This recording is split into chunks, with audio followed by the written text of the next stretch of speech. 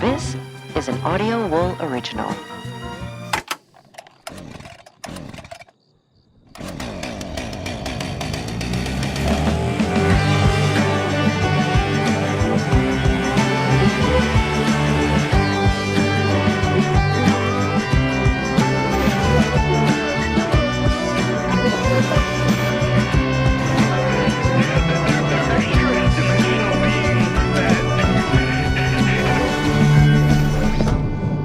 It is Frightday. I'm your host, Byron, broadcasting live from our festive little cabin in the mountains of Montana. Is it really festive? I mean, it's the season. I don't know. I mean, the mood You might can be smell festive. it. It's in the air. And what can I say after over a decade of ruining Thanksgiving that I haven't already broadcast? From screwdriver-wielding Turkish serial killers to unexpected familicide, moonshine, field murder, to the worst sports disaster in U.S. history. That was the worst one. Left dozens of children cooked alive. Surely this gravy boat of madness, mocking the meaning of this yearly gala of gratitude, must have run dry. Never. Not quite. Nope. It's Byron Ruins Thanksgiving 2K24, but to kick things off nice, it's a very Pilgrim-centric segment that I'm being told is lighthearted and fun. You sound really skeptical. I feel like most of what I do is pretty lighthearted and fun unless I'm crying about somebody being assassinated. I'm joined tonight by a person who told me that. Her name is Kelly, and Sam can't make it because someone has to cook dinner. You know, sadly, that is pretty close to reality. I left a very loving and stifling his misery husband at home. Was he ill? No, we're having 34 people for Thanksgiving. Stop doing that. How many are Nazis? Remember the year you brought a Nazi? I do. in? I was actually talking to my friend about that today. No, you have to take actually a test before you come now. Oh, really? Well, everybody has to actually... Allergies first. No, I was going to say they have to take a picture in the voting booth and send Okay, us. I'm just stop. kidding. I'm Gosh, just you're joking. so annoying. I know. I'm so God, joking. I hate See, I have that. to say things that are like really exaggerated. So then Yeah. when I'm like, but I'm not that bad. Any tips or tricks for cooking hens? I bought 2 hens because I thought You're having Cornish game hens? yeah. Because that's the only kind of hen that I know of. I mean, a hen Like, you is should just just call it's it- a small breed of a chicken. I know, but you should just call it a Cornish game hen because Just that's the call only it thing that makes it festive. Just call it well, why? Cornish? Yeah. I don't know why, but You're that's really just... caught up in the name there. I am. Well, I'm very caught up in it. I'm caught up in a lot of things that have to do with Thanksgiving. And right now, we have a lot of lovely people who are coming, but my husband's a bit of an introvert. And Yeah. I have a long track record. This is our 16th Thanksgiving in a row hosting. And I do a lot of prep. Mm-hmm. I get into I'm like the formality of an East Coaster that somehow had serious problems and East became, it's like a redneck and an East Coaster mixed together. Because I do menus, and I print out menus for, Yeah. but then there's certain things that I'm like, F it, I really don't want to deal Your with this. Thanksgiving is like a mullet. I mean, we have tables and we actually use napkins, like cloth napkins, but we use chinette plates. Wow, that's amazing. Kids' table is marble? Kids' table, actually, I bought this really cool tablecloth that is color in, it's a giant coloring page of turkey stuff. Very cool. But it's too many people. We've been doing this for a while, Kelly. Yeah. I think it started out as Turkey Month on almost Well, and because my brain, excessive yeah, amount of turkey. Yeah. it makes me sad because I keep forgetting that I need to prepare for Turkey Month until Turkey Month has passed. It's just so tough when there's Moon June and Turkey Month. I Plus, know. I mean, I gotta say, we haven't announced it yet, but Camp Frightday's right around the corner. It is right around the corner. So we do have these. We do have things that help us pass the time and know what time of year it is. I did get a compliment today on our utilization of Michael Jackson for Moon June. Oh, I did get- that was pretty slick. Yeah. Speaking of moon, You have no moon? I bought this new shirt, and the back. Tell us the story of the shirt. The back says "Blow up the moon." So is this from the story that we told? I didn't make it. I purchased it from. Well, right, but what was the story behind it? Some people just want to blow up the moon, right? We covered that story. Well, we covered the story about, during the Cold War. Yeah. That's what I meant. Like, is it a reference to that? I should probably reference that. I just bought it because I thought it was funny. It is a Because great... you do love the moon so much? I love the moon so much. I do think... Yeah, I mean, if you shouldn't blow feel it it would destroy us if we did, as long as people understand that concept, I'm okay with them thinking whatever they want to think. So all I was saying was that we've been down this road before. We have a few times. We started with the obvious stuff, the Pilgrims, which it seems like you might be returning to. Full circle. All right.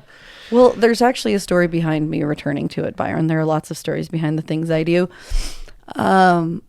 I think I've mentioned it in the last couple of weeks, but this fall, I have... Indeed. We had to buy 2 turkeys. Yep. And a giant slab of meat, like beef as well, that we're cooking on barbecue. Doing a brisket as well or something? No, it's like a New York steak roast of some sort. Don't know. I don't know. Just got back from Chicago. I know they got meat there. I wish we were having cheese pie for dinner. I had one of those. Which one did you have? I went to Lou's. Oh, it was fun. Illuminati's, huh? Yeah. Huh?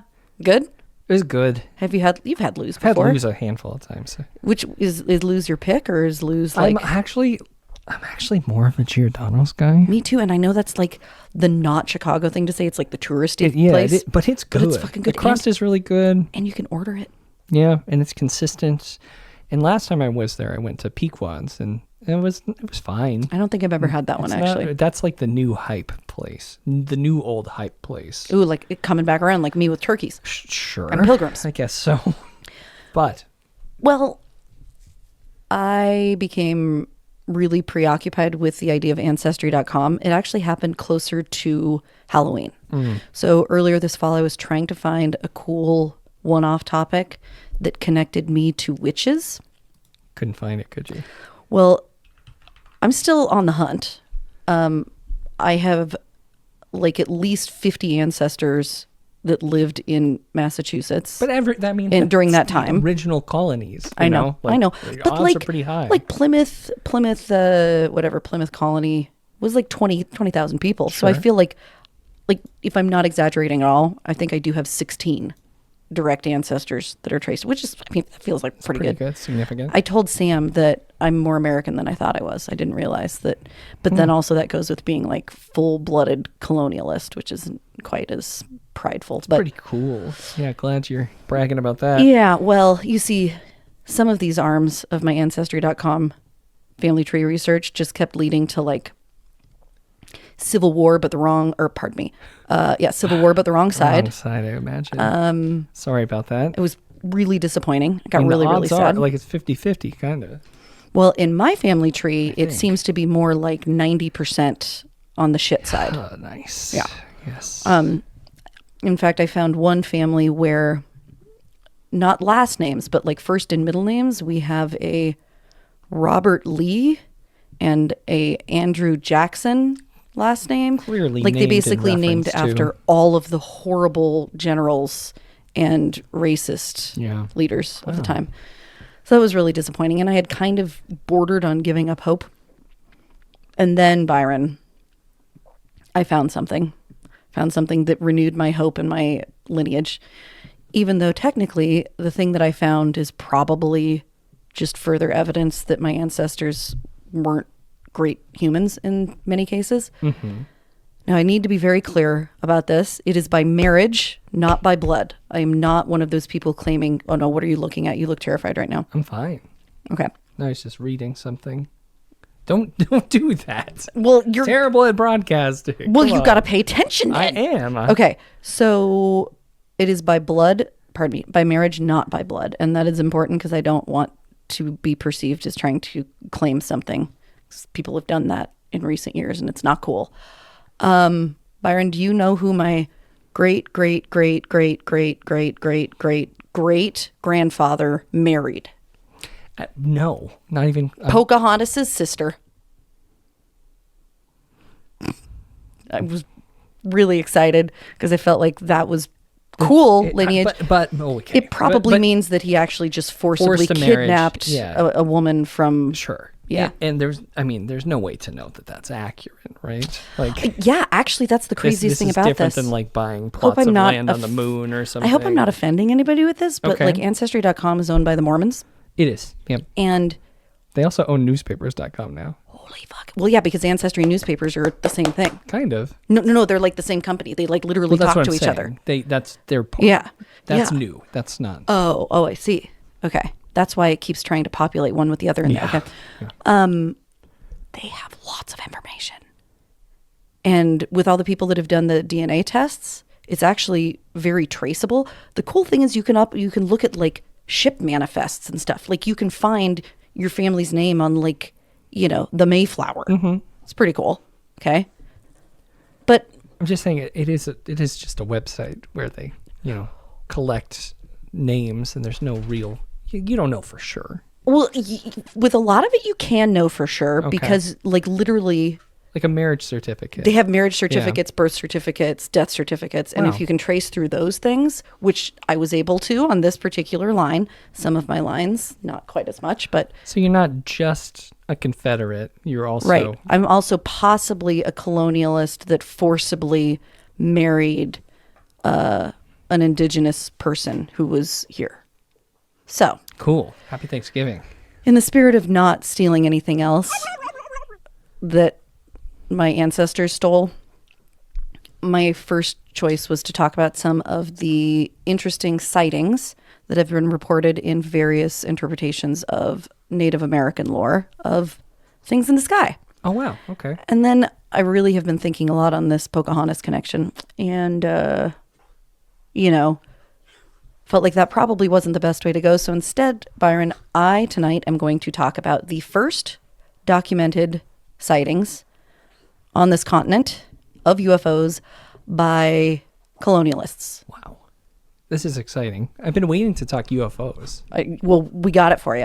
It's been a while. For those of you out there who are Red Sox fans, we got a little something for you too. Apparently, there's a river, or maybe now just like a skinny waterway that goes around the outside of Fenway Park. I've never been there, so I can't speak to it myself. But once upon a time, back in the very olden days of when my ancestors first arrived and started breaking things, 1639 to be exact, Byron, Muddy River was the name of this body of water.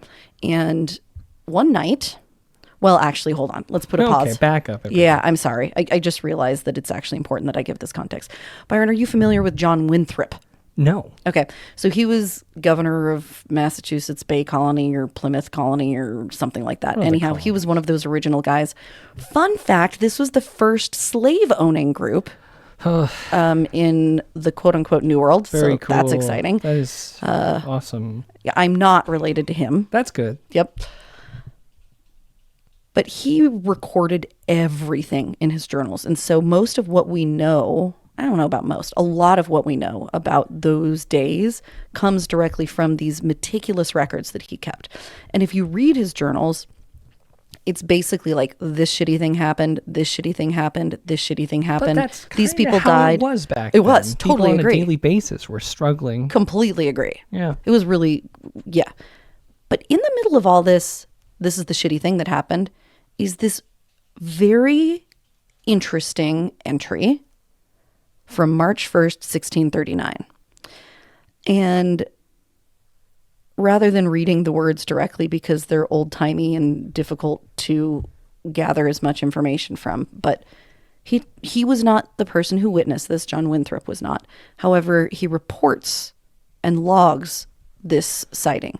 There's nothing else like this from before this point in time. This was it. This is the first time. This is the first time that at least, if there was something seen before, Winthrop didn't see fit to write it in his journal. He is very specific in this, that the person reporting it to him, named James Everell, is a sober, discreet man. And that is important back then. It is. It is. I mean, just like my story I was telling you, I guess it must have been for the Frightday Society members about the Demon Cat of DC. Oh, yes. Sobriety is not easy to come upon back then. Right. Well, in the puritanical locale, it's a little easier. I guess that is true. Yeah, because the other people got booted. Yeah. If you fucked that up, you were gone. It was kind of like People witchery. weren't like sneaking around. Well, according to Winthrop, they weren't. And I feel like this was He's a also, leader. well, this is also, we're getting on witchy times, right? There was some serious repercussions for everyone other than white men, of course. Of course. And even among the white men, if you start reporting things that sound, I don't know, you can get into a lot of trouble. In fact, I had an inadvertent side quest in this journey because this happened in the same area as the Bridgewater Triangle. Which we haven't covered yet. No, if we have, it's been a short mention. It hasn't been.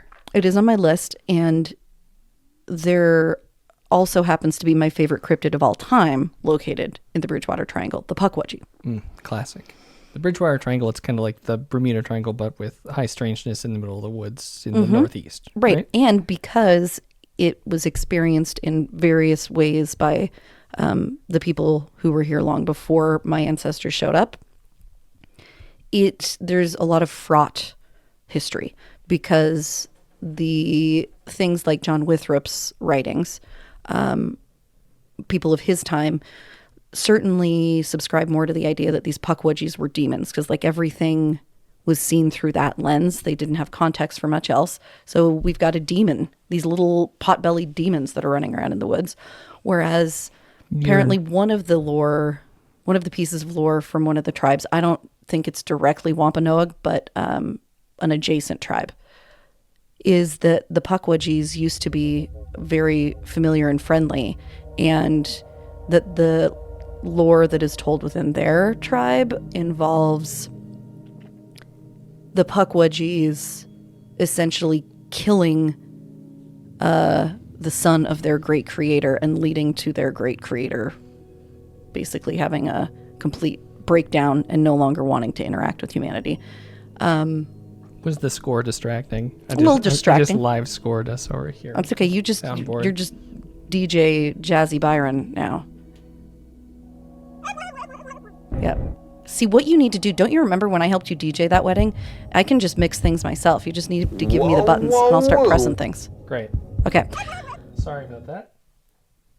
There's also discussion that basically in some of this lore, the Pukwudgies took on almost the same role as colonialists that showed up here and kind of messed stuff up. But there's starting their own community. Well, yeah, and in doing so, fucking a lot with the stuff that was here before. So many different perspectives on it, but the one we hear the most is obviously the one that's told by the people who were telling stories in the tradition that we now read and listen to stories, which is like John Winthrop. All of that is to say, who knows what this was, but it was really weird for anybody to report something like this because you were probably just going to be told that you were possessed or that you were doing witchcraft. You don't want to color outside the lines in colonial Massachusetts. I mean, even though people are a resource back then, they were pretty intolerant for folks who, like you said, drew outside the lines. Yeah. Well, James Everell and two other men are paddling across Muddy River one night, okay? They see this great light in the sky. Goes without saying, probably Byron, but many fewer things that you could confuse a moving light in the sky with back then versus now. That is probably true. Maybe a shooting star, maybe a meteorite. True. However, this, it stands still and then it moves and darts back and forth quickly, then it stands still again. The light they described got stronger when it was standing still, and they watched it for 2 to 3 hours. Pretty specific, yeah. Okay.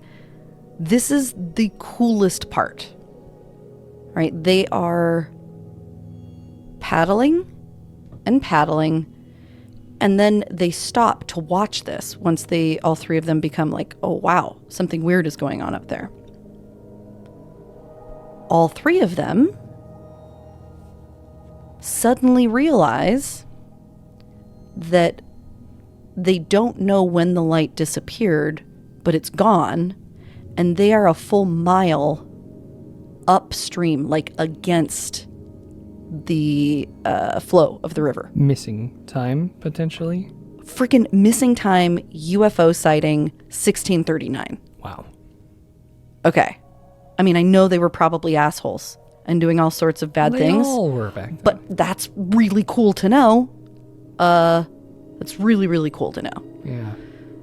One of the explanations is, of course, our will-o'-the-wisp and the gas, swamp gas, yes, right? Classic excuse, swamp gas. It is 2 to 3 hours is a little. Let's cut that. Well, I mean, The it's nonsense. Fine. No, we got to cut the nonsense. The nonsense. Here. I mean, the story's over. We're talking about debunking now.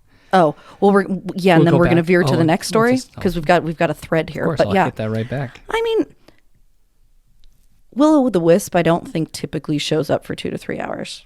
What are you calling it? Will-o'-the-wisp. I mean, that was Will-o'-the-wisp. Will-o'-the-wisp.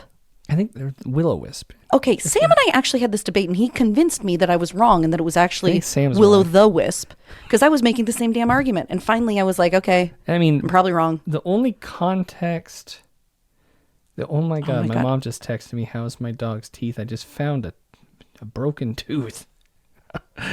Oliver? Yeah, a little picture. Sorry, Oliver's been being babysat for a little bit. Oliver, how are your teeth doing there, Great. buddy? No, I mean, so will-o'-wisp is. I don't know anything about it beyond the brief period of time when I was playing Dungeons and Dragons, like a decade ago. Oh, so it's basically an orb. Yeah, that actually I think originates the will-o'-the-wisp at least, or will-o'-wisp, whichever it is, from England. When we give us a call, well, 1-833-374-4489, and let us know how you pronounce it. Regardless, it was seen as maybe something adjacent to fairies, fae stuff. Yeah, but that's why I was commonly debunked as like actual and swamp gas. As much as it is the dumbest explanation for tons of UFO sightings, it is a real thing, and there are these very rare instances where it creates this spark of light. Sure. That certainly can be mistaken for very strange things. Is it methane, hydrogen sulfide, carbon dioxide, and trace phosphine? Sure. Totally. Sure. That makes sense. Oh. He's trying to bury his head because he's embarrassed about his missing tooth. No, his teeth are fine. He's doing just fine. Well, I have a difficulty believing that that's what they were looking at for 2 to 3 hours. Also, the weird missing time and 1 mile. I mean, do you know how much energy it takes to paddle a canoe a mile upstream? Upstream? Not really. A lot. I mean, they were pretty good at it back then, but still. Fair. They probably were really good at it. But still, it's not something you're going to just, Yeah. That makes sense. You notice if you're doing it. It's weird. It's really weird. Well, on its own, kind of a strange story, but Byron, this was not all.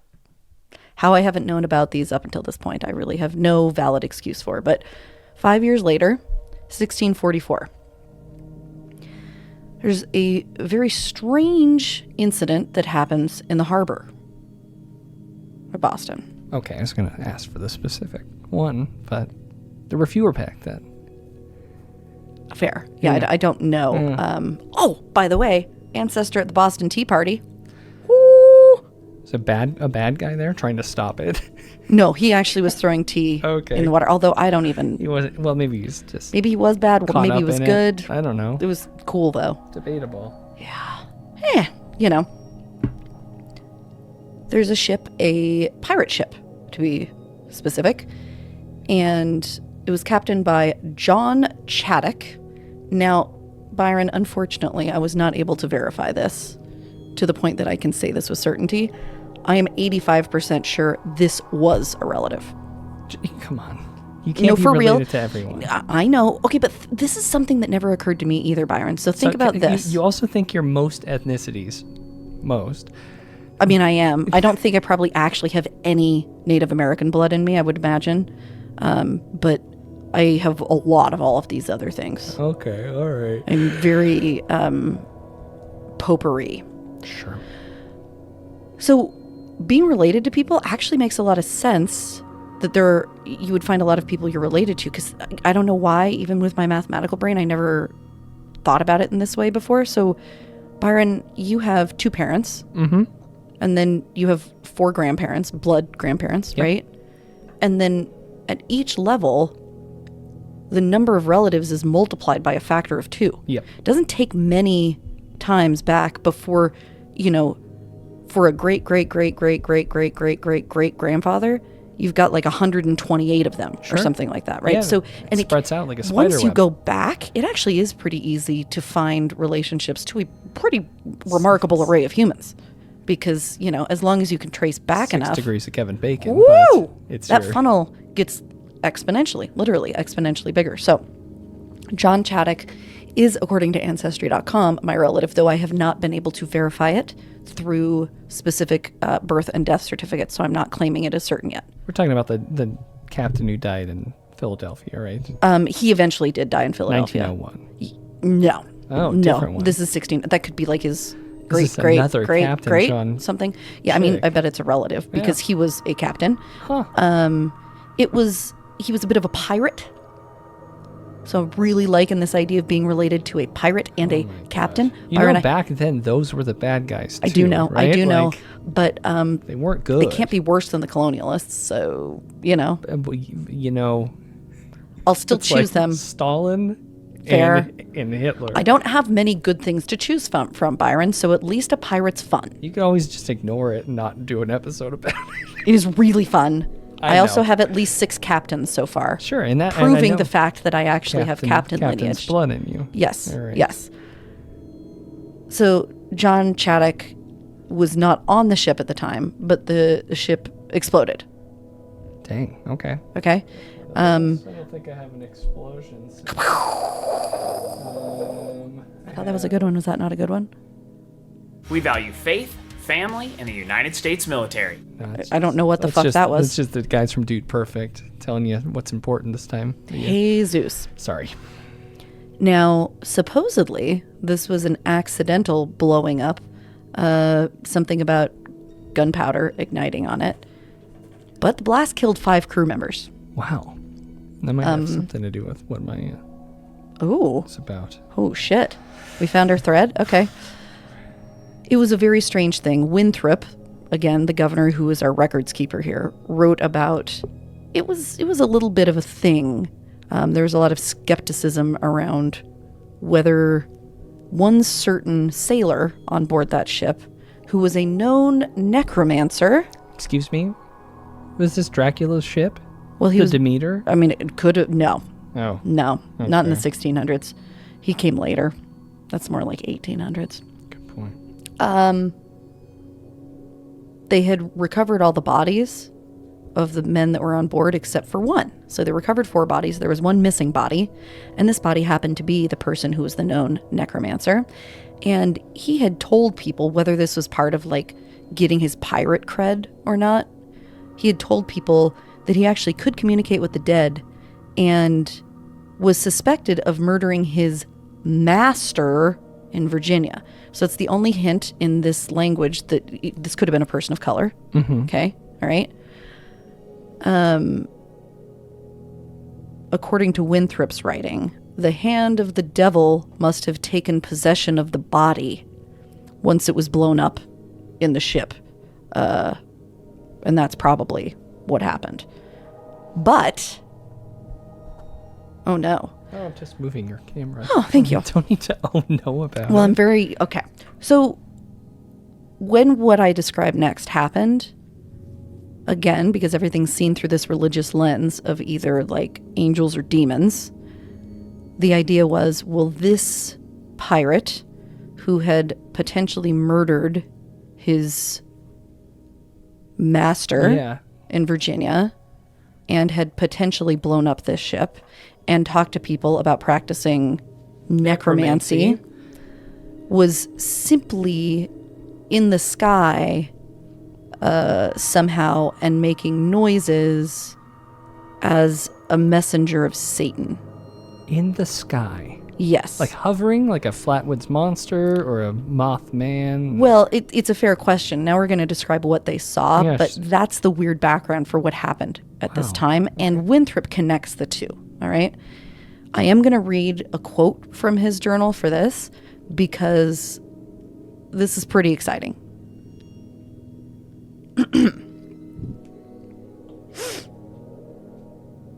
A light like the moon arose about the northeast point in Boston and met the former at Noddle's Island, And there they closed in one, then parted, then closed, then parted diverse times, and so went over the hill in the island and vanished. Sometimes they shot out flames, and sometimes sparkles. This was about 8 o'clock in the evening and was seen by many. Okay, so we have multiple witnesses here. Also, the 1639 incident, he doesn't name the other witnesses, but he also says this light was sighted by other diverse witnesses. Okay? Byron, the further description of the next sighting, listen to this, saw two lights arise out of the water near the north point of the town cove. Went a small distance to the town, and so to the south point, and there vanished away. So the reason that this was associated with the pirate ship is because that's where it sank, right? And again, like, there's one lens that they're seeing through. Well, according to Winthrop, maybe it was, but like that soul belonged to the devil. Yes. And because of the necromancer. Because he was a necromancer, and also probably because he killed his master, maybe. Okay. Multiple things that Winthrop didn't Stacking. like. Stacking. Negatives. Yeah. Yes. Yeah. Now, this part could be indicator of high strangeness, could be unrelated. About the same time, a voice was heard upon the water between Boston and Dorchester, calling out in a most dreadful manner, "Boy, boy, come away, come away." It honestly sounds like a lyric from The Nightman Cometh, more than anything. Classic. Always stage Sunny. Play from It's Always Sunny in Philadelphia. If you want entertainment, you should watch Lin-Manuel Miranda review it. It's fabulous. Wow. Oh my God, it's amazing. Okay. And it suddenly shifted from one place to another a great distance, about 20 times. It was heard by diverse godly persons, very important. About 14 days after, the same voice, in the same dreadful manner, was heard by others on the other side of the town towards Noddle's Island. Now, returning to just a point I'd like to really drive home.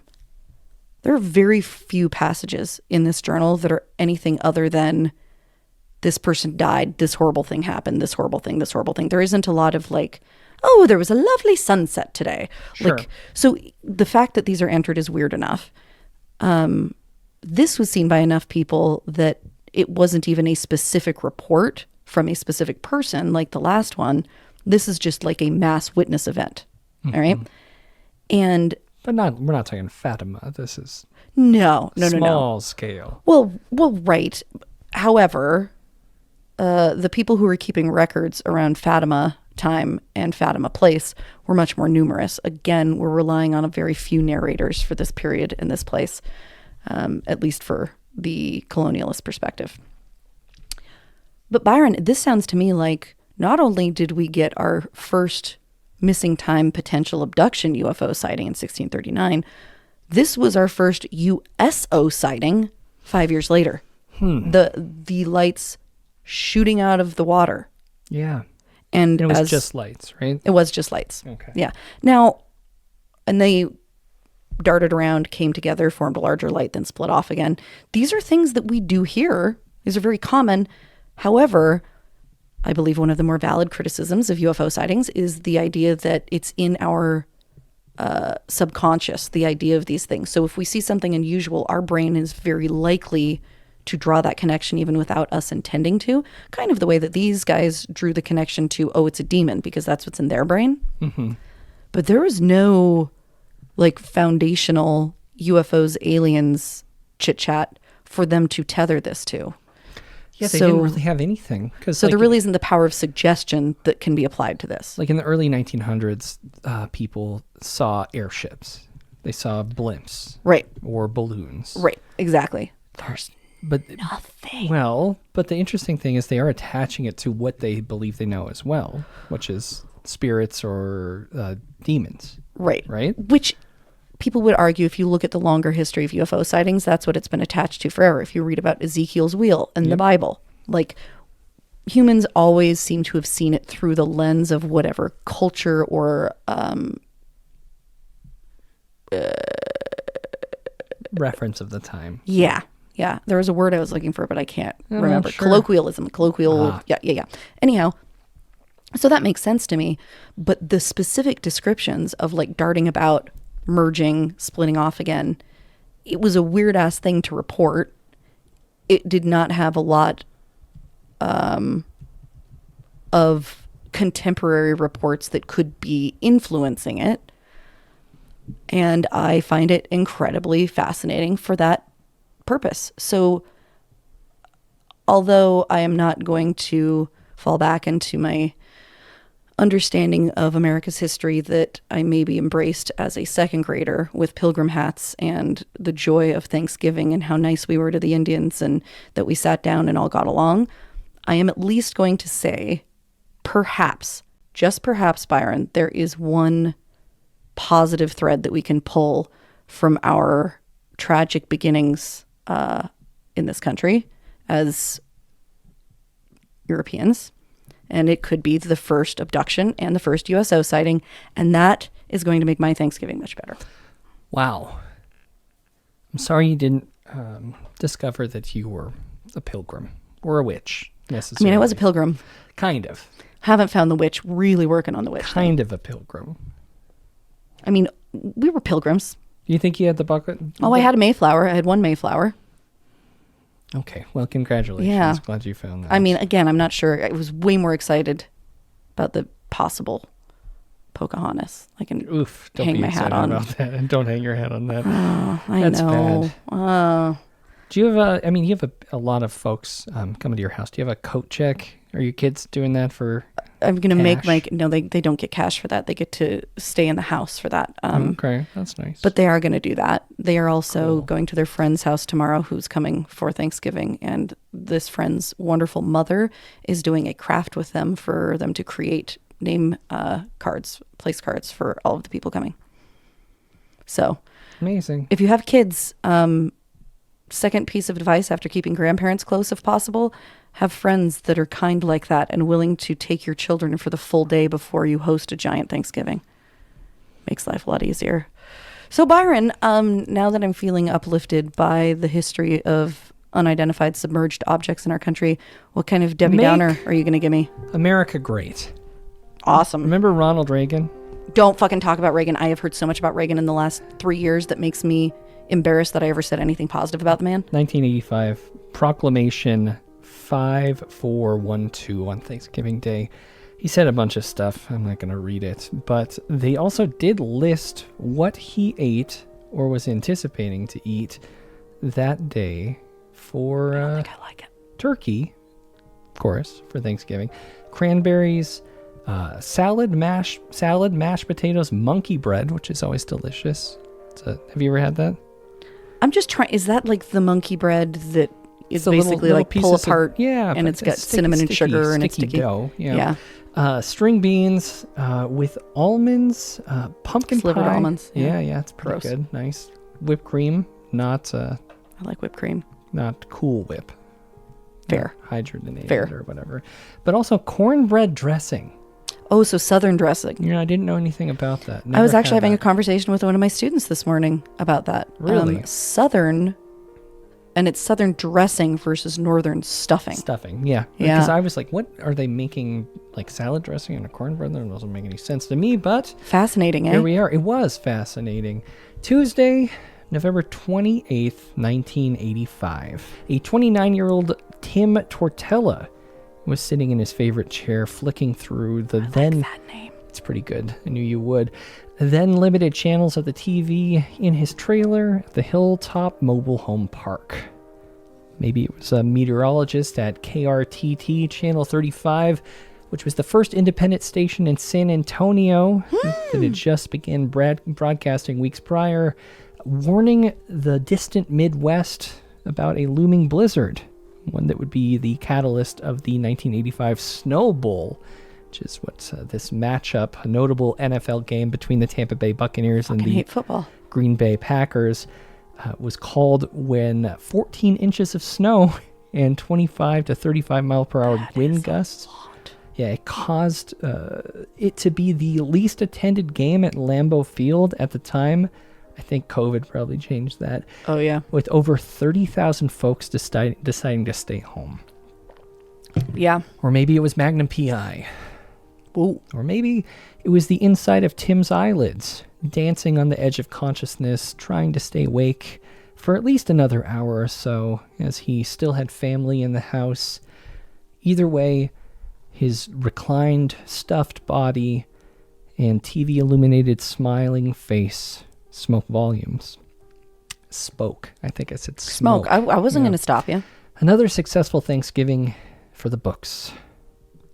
But whatever amount of rest Tim was experiencing was suddenly shattered by a deafening boom.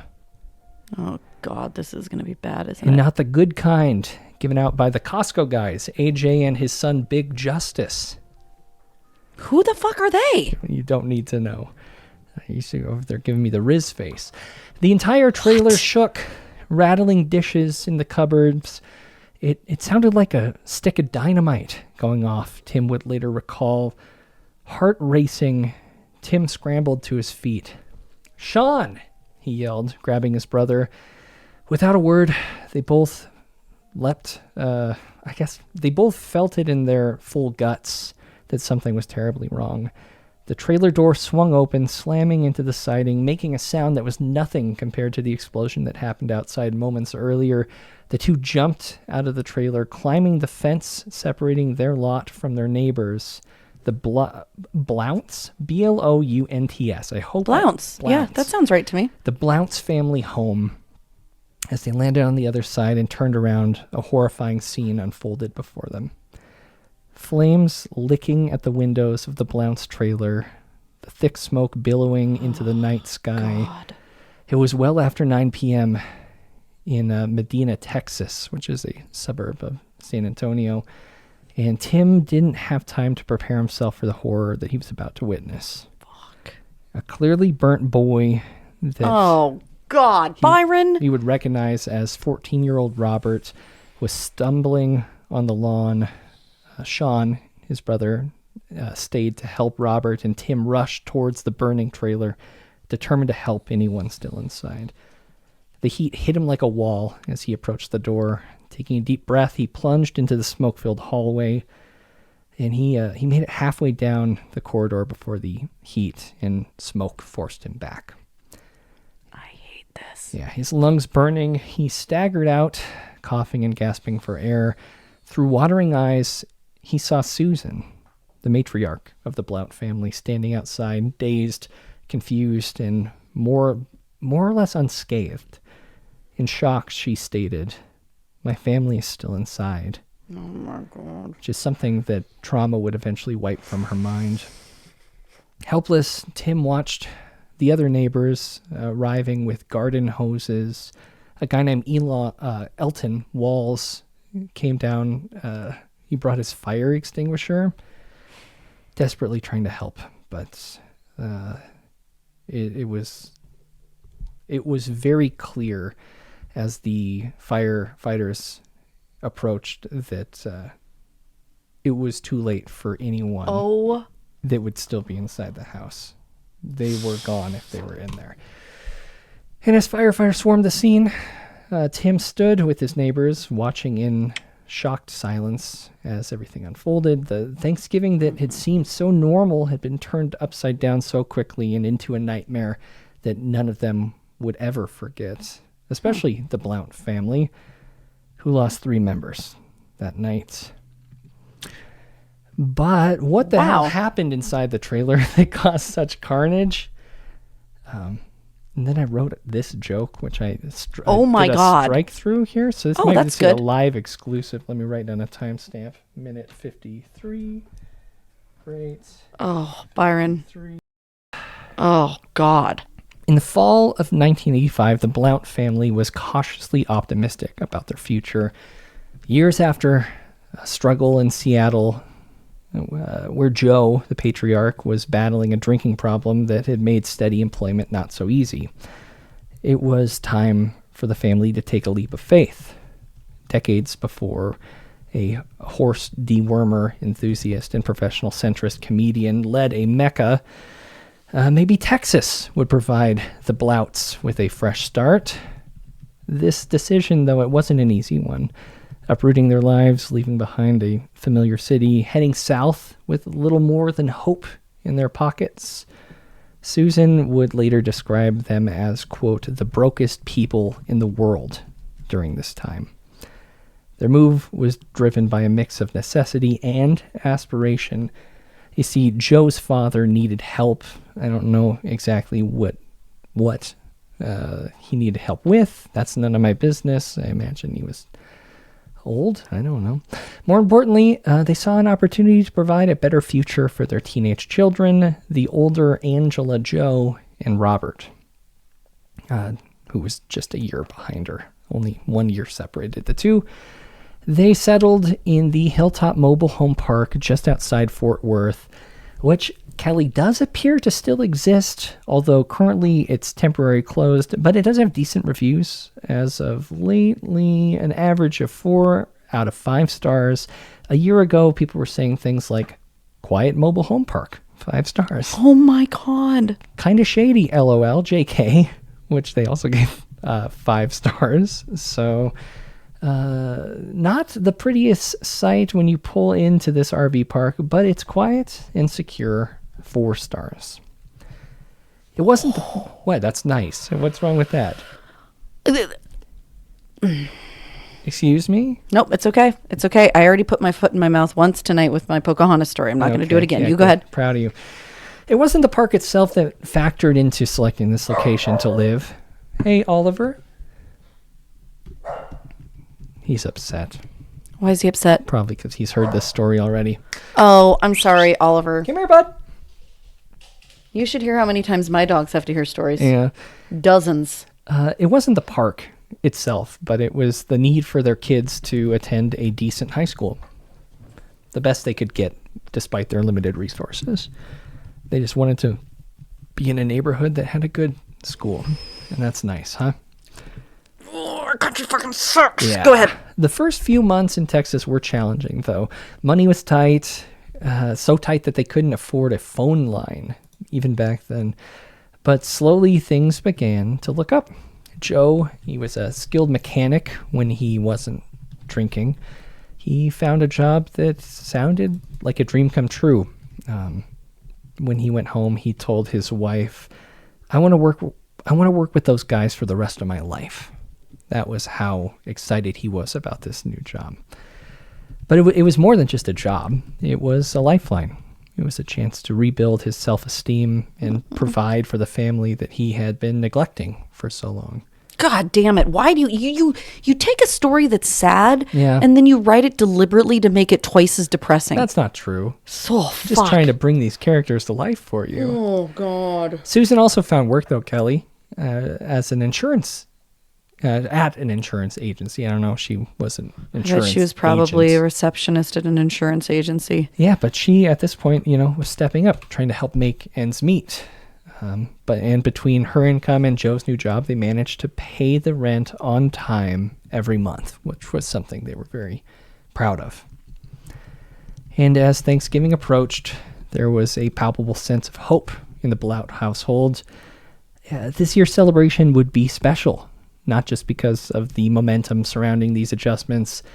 You see, Kelly, Ray, Joe's brother, and his son Michael would also be at the table, which was different because this was going to break a streak of estrangement between Joe and his How long? brother. What's the streak? I'm not sure. I couldn't get an exact number, but it seemed I like do several really years. love a Thanksgiving with estrangement being broken. Bringing people back together. Mm-hmm. Yeah.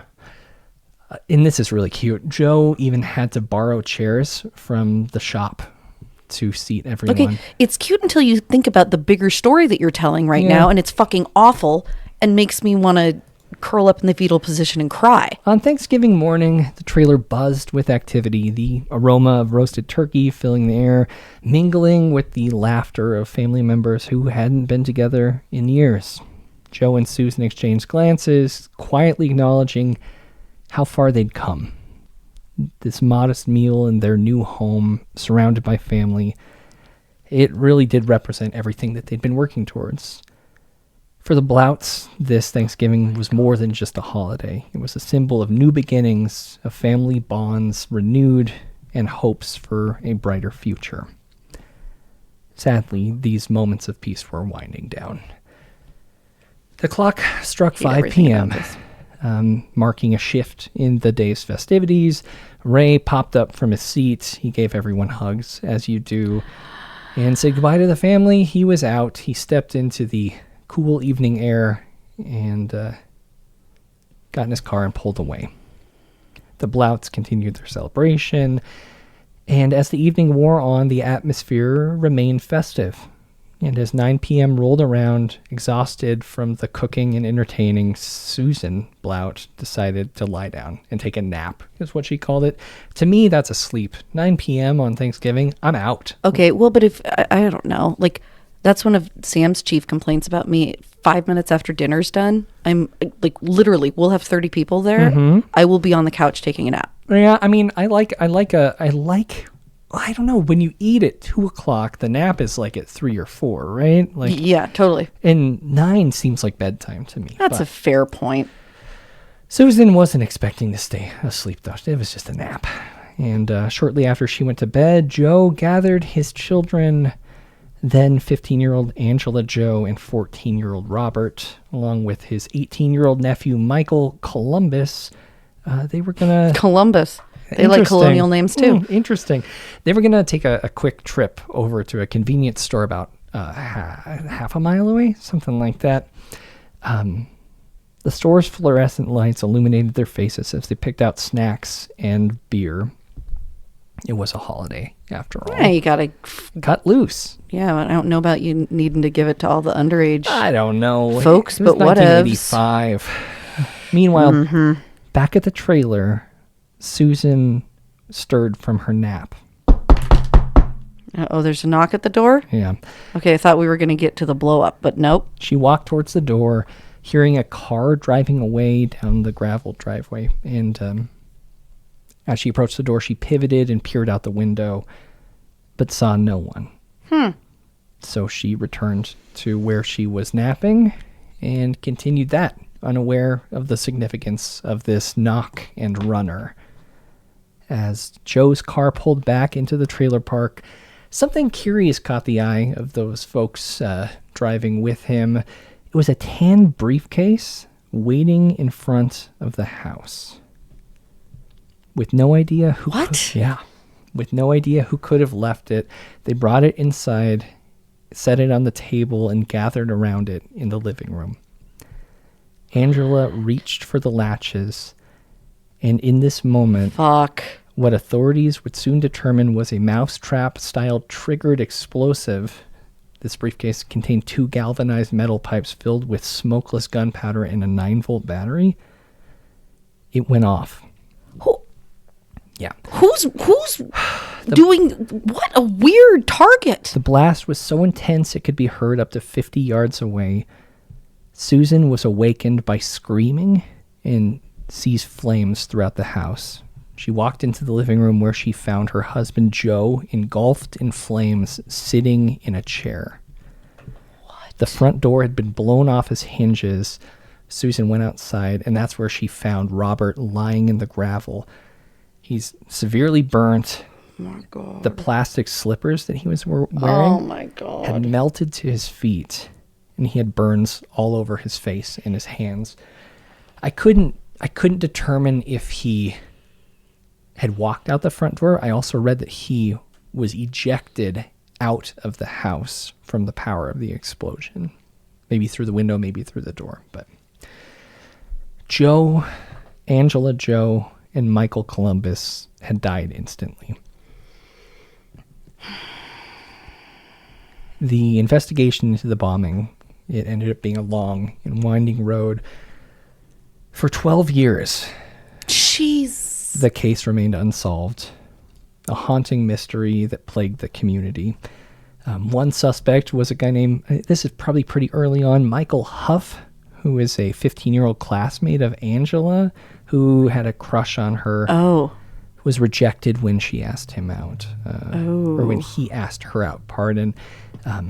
He was described as having, quote, particular darkness that other students noticed, which I find to be unhelpful in these situations because maybe I would be the student with particular darkness, you know? Okay. Just because I had interesting things interesting interests, I guess. But yeah, after the bombing, he did tell other students that he'd built a bomb before and didn't correct rumors that he was responsible for Okay, wait, so bombing. it was him, right? That's not really true. Okay, so hold on just a second. So you're telling me that there is more than one person affiliated with this family who recreationally builds bombs? I mean, no, he just said that he had built bombs before and didn't, when pushed by students or maybe authorities, correct the rumors that he was responsible for the bombing. He probably just wanted attention. It's kind of what I got. And he was later sent to a juvenile correctional facility for burglary, not the bombing. Police kept him on the suspect list, but there was just no real evidence that he was the one that did it. Was there evidence that anybody else did it? Well, there's a couple more folks that popped up during these investigations. Initially, authorities believed that the bombing might have been drug-related. Bill Foster, an investigator with the district attorney's office, said, quote, "We believed it had something to do with narcotics." This theory was further supported by ATF Special Agent Mike Russell, who noted the trailer park was full of drug dealers. Well, that fucking sucks. Yeah, that's a stereotype that even back then, I suppose, was kind of running rampant. The possibility that the Blounts were unintended victims caught in the crossfire of drug-related hit gone wrong, it loomed large over the investigation, because that kind of makes sense, right? Like, who's bombs? Family? Like, I mean, it's family just moved there? I don't know. The fact that there was a kid talking about it at school is weird as shit. I was going to bring up the fact that, like, Wayne Nance at Sentinel High School used to, like, loosely joke about satanic sacrifices and this, you get the power of the devil if you kill someone before a certain age. Remember how he said a bunch of stuff? Yes, I do. But the thing is, he actually did it, even then. So I guess that was not a good example of right. the innocence of this young boy. Was the young boy a drug dealer? Not to my knowledge, but they clearly moved on for maybe some reason. I was going to say good reason, but I don't know if it's good reason. Douglas Brown, though, he's a local business owner in Azle, Texas. He had a license to sell firearms, but not automatic weapons or explosives. He was suspected of illegally selling firearms, explosives, as well as drugs, which is kind of interesting. And in March of 1986, he sold a briefcase bomb to an undercover ATF agent. In this briefcase bomb. So really stupid, but building bombs. Well, this reminds me of Ruby Ridge when that guy was selling, Randy Weaver was selling sawed-off shotguns to ATF agents. Okay, so this could be just the worst thing I've said. Isn't it harder to build a bomb than to saw off a shotgun? Hard. It's both of those are pretty easy to do. You just got to have the right tools. But this suitcase bomb, it contained white putty-like substance wrapped in green material, which was a homemade plastic explosive, napalm, which I learned to make in high school, electronic circuits, and space for a blasting cap, which is important for bombs. And he was arrested immediately after the sale, questioned about the Blount family, but there was no connection found. Just a suitcase bomb guy. But he was kept on the suspect list, which is good, right? Okay. For years, though, leads were scarce and the hope of resolution dwindled. But then, Kelly, 1997, a breakthrough album, Nothing Feels Good by the Promise Ring, was released. Okay, I don't know them, but... There was also a breakthrough in the case. Oh, I thought there was a connection. You're an asshole. Yeah, Go ahead. That emerged from an unlikely source, the Parker County Jail. Michael Roy Tony. He was incarcerated for an unrelated burglary, allegedly confessed... Michael Roy Tony? Yeah. Okay, that's really weird. 3 first names. Oh, see, you don't usually get that. Yeah. I mean, you get 2 sometimes. You get 3 names, but you don't get first. Stacking. Fucking weird. Great. It sounds like a new Three Stooges. Where was this dude in the 50s and 60s? Do we know? Not sure. Yeah, but he allegedly confessed to the bombing to his cellmate, Charles Jack Ferris. This confession sent off a chain of events that would dramatically alter the course of the investigation. Clearly, investigators turned their attention to Tony's ex-wife. Always good to talk to the ex-wife. I guess. Initially dismissed the idea that he was involved. However, after researching the case, she provided a damning account, claiming that on the day of the bombing, she, Tony, and a friend named Chris Meeks had driven to a propane shop near the Hilltop Mobile Home Park. She testified that Tony left their truck with a briefcase and returned without it.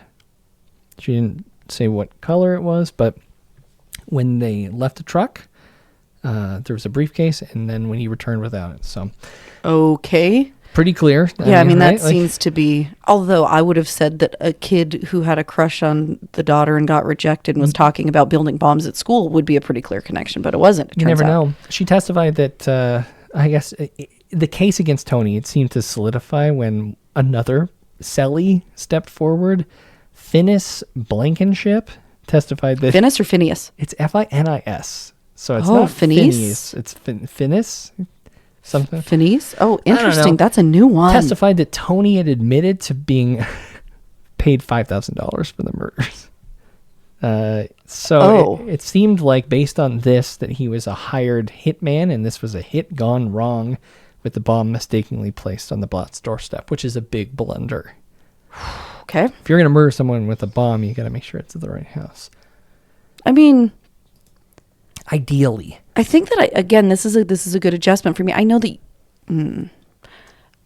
I have felt through the way that bomb building has been portrayed in any connection I've had, just all movies, that people who build bombs are typically of a higher intelligence. No. But it seems to me that that is not the case. I don't think it's that hard, Kelly. I think you've been led to believe that. I think I have. I think you're right. I mean, first of all, most of them don't work anyway, so I don't know. It's a dumb man's game. 1999, Michael Roy Tony was convicted and sentenced to death for the Blount family bombing, and that's the 1985 Thanksgiving Day bombing. Wait, he was sentenced to death, then what? That's what I would say if that's where the story ended, Kelly. Okay, I was going to say that I feel unsatisfied with the end, so I'm glad that you have more. Years later... Encore! Cracks began to appear in the case against Tony. Ferris recanted his story. And he said that he and Tony had fabricated the confession to secure Ferris's early release. He's given him one so they could get Ferris out early. It's kind of a dumb move. Yeah. Okay. Yep. Seems real dumb. And then there's Blankenship, Phineas. He also admitted to lying in his testimony. And Chris Meeks, the other person who was supposedly with the ex-wife and Tony, the one whose testimony had been crucial to the prosecution, he changed his story multiple times and eventually signed an affidavit retracting his trial testimony entirely. What? So then... Finally, Kelly, it was revealed that the Tarrant County District Attorney's Office had withheld 14 pieces of evidence that was crucial to Tony's defense. Okay, so hold on. I'm just going to put a pin in the idea that really everything you and I have learned in the last couple of months makes me feel like maybe the idea that we have a functional justice system that's way better than like these countries that we look down upon is total bullshit. Disappointing, huh? In light of this misconduct, Tony's conviction was overturned and all charges against him were dropped in 2009. What the fuck? Yeah, he'd been locked up for well over a decade at that point. I mean, better than the people who had been locked up for whatever 60 years accused of killing Malcolm X, but go ahead. And a few months later, he died in a car accident, a free man. Of course he did.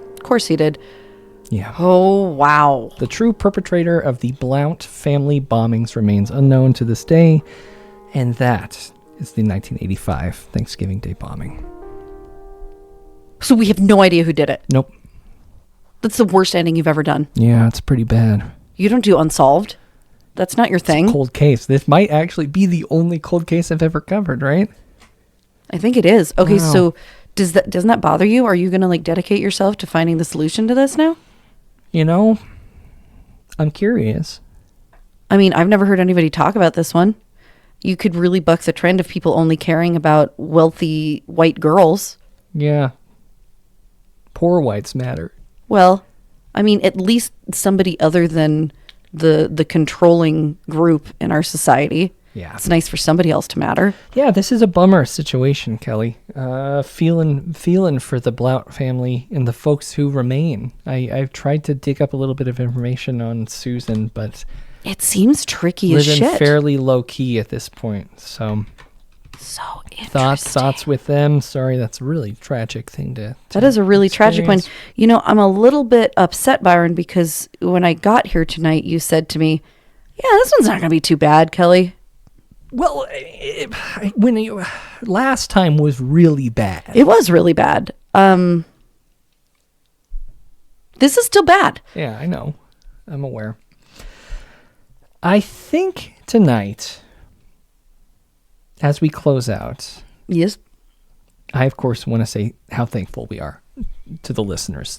The OGs, the day ones, the new folks even, and the callers of the voicemail line at 1-833-374-4489. Real scared about where this one's going. 1-833-FRIGHT9.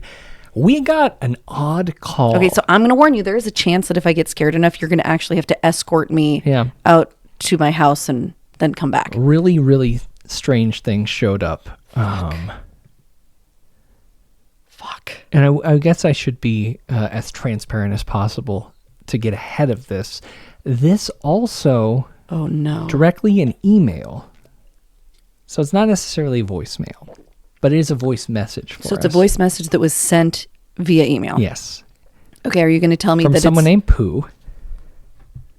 P-O-O with an H or not? P-O-O-H, yes. Okay, what else? What else can you tell about where it came from? Well, the email address is blackmail1953@proton.me with the subject line Allentown. What the fuck? And the body of the email says Homo sum humian nihili, N-I-H-I-L, nihil, ami alien punto. Okay, so is that Latin? It is Latin, and it was definitely not correct coming out of my mouth. I was just going to say, I am a human being. Nothing human is alien to me, is what that means. what the fuck? It's attributed to a Roman playwright named Publius. Pubius? Yes. Uh-huh. Terence, commonly known as Terence, I guess. I don't know. Listen. I want to look at this. I'm just going to play it, and it is, I want to make sure that you don't say much during this. Maybe even take notes, Kelly, if you want to talk about anything. This is something that... okay, I'm going to move my mouth away from the mic. I think that's a good I'm idea. going to take notes. This is going to require a lot of investigating afterward, and hopefully some follow-up calls. Not sure when that's going to be. Probably after RFK, and probably after our episode 400, which we are going to be doing, hopefully a Q&A if you Do want we have any contact for these people? Nope, just that Proton mail, which is, of course, protected. We can't... it's encrypted. So... Fuck. We'll get into this. Episode 400 Q&A. Call us, email us, ask us some questions. Contact@frightday.com. You could call the voicemail line, of course, 1-833-374-4489. But this is the call from, I guess, Pooh? I don't know. Let's have a listen. My name is Allentown. I was not born. Real quick, it clearly his name is Allentown, not Pooh. So he states it in the first sentence. Here we go. My name is Allentown. I was not born with that name. Other details that I provide will not necessarily be accurate. This is necessary to obfuscate my true identity. The information I was authorized to handle in the course of my employment contains poison pills, specific to my access credential. Should I cease communication, it will be because I unwittingly revealed a pill. I was employed for 18 years at a large firm that enjoys deliriously lucrative contracts with the U.S. Department of Defense.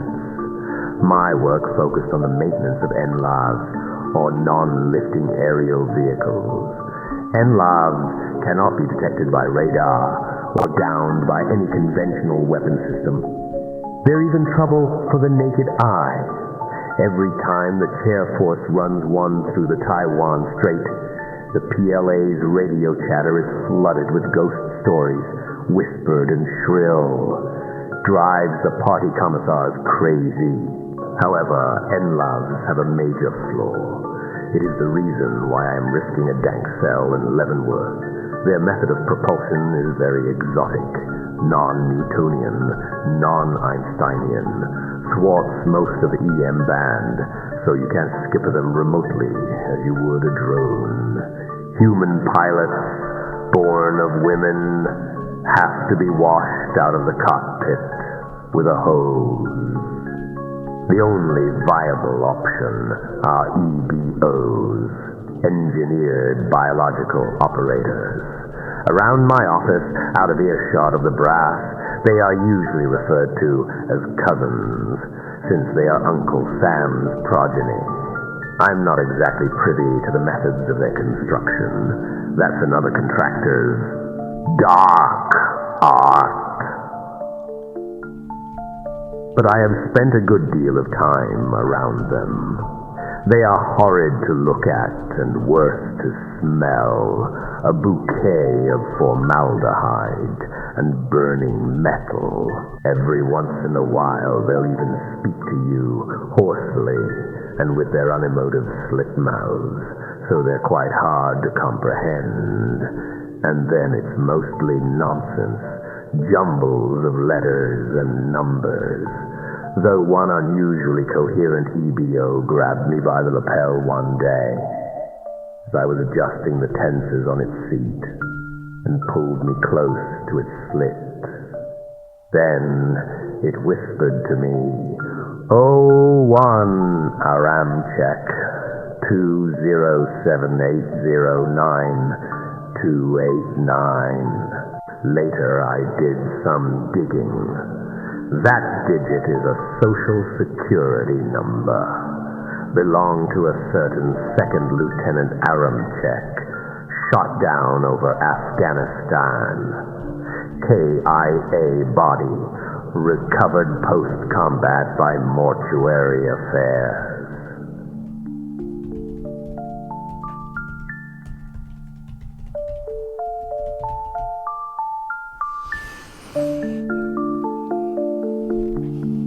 So clearly, there's probably more to say.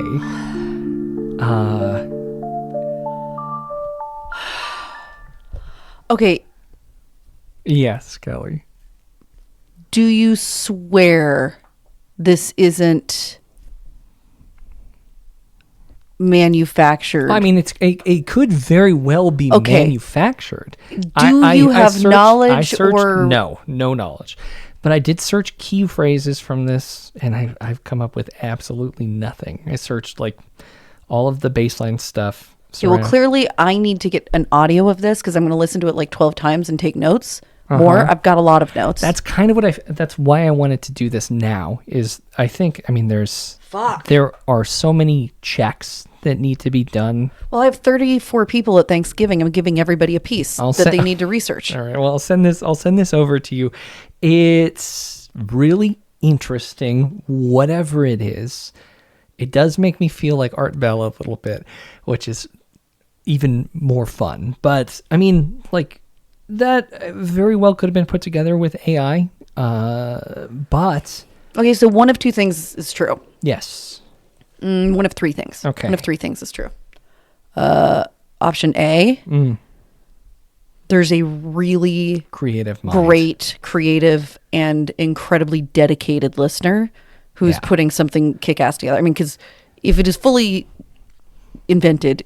That's a lot of fucking work. Yeah, I mean, and that's why I want to look more into It's a great story. the details. And you should write screenplays if it's manufactured. So we'll Option transcribe B, this, yeah. person is mentally unwell. Schizophrenic, potentially. Option 3 is that this is a real thing. And I mean, everybody who's ever listened to this knows that I have no fear of embarrassing myself. So I'm just going to go like full speed ahead down option 3. 3 is your route here. Yeah. It's really interesting. And I think we're going to spend the next couple weeks kind of verifying this information. Have you sent this to Sam? No, obviously I'm going to keep this to the chest. This is really weird. How long ago did it come? While I was in Chicago. So like recently? Just like less than a week ago. Yeah. Less than a week ago. And what's this Proton? 23rd, 3 days ago, I got this. So Proton Mail is an encrypted email service. So, I don't know. I mean, clearly he's talking about Lockheed. Yeah, clearly I am interested in digging into that social security number, the history of that person. But I mean, who knows? That could be also very easy to tie into this. That could be a dead end. What was the name of the? We're going to talk about this another time. Okay, Kelly. I hope you can sleep. Shouldn't have done this before that. But I do want to say again, I am thankful to everyone who listens to the show. I am agreeing with David in the chat saying the phone line and email has become one of the greatest things ever. I really do like that element of our show. Oh, God. And I urge the folks to call in whenever. We have a couple calls that I'm going to be saving for episode 4. So 400, not 4. 400, thank 4 you. plus 2 digits. Yes, those. Okay. But if you haven't heard your call yet, it'll be airing, so don't worry about it. But yeah. Didn't our first episode aired on, was it Halloween or Thanksgiving? Recorded Halloween, aired around Thanksgiving, I think. So we're coming up on 11? 11 years? 10. 10? It's you 10. Think this is 10? It is 10. It's our Wow. decade because it went with Creature. That's how I remember it. Amazing stuff. Oh, So, okay. I'm obsessed with this. Reach out. Holy shit. 1-833-374-4489. 1-833-FRIGHT9. Give us a call. And yeah, let's make episode 400 a fun celebration of a decade. Let's answer your questions. Personal or paranormal, high strangeness, or what my favorite things is. Until then, though. Your favorite things? I was just rhyming with what I was saying. Oh, sorry. I was just sending you an article about a body that was recovered from a crash in Afghanistan. I'm Kelly. Great. Have a great holiday if you celebrate. If not, also have a great day. And stay scared. Bye, everybody. You've been listening to an Audio Wool original, produced by Byron McKoy. Theme music is provided by Yawns. For more programs like this, visit audiowool.co.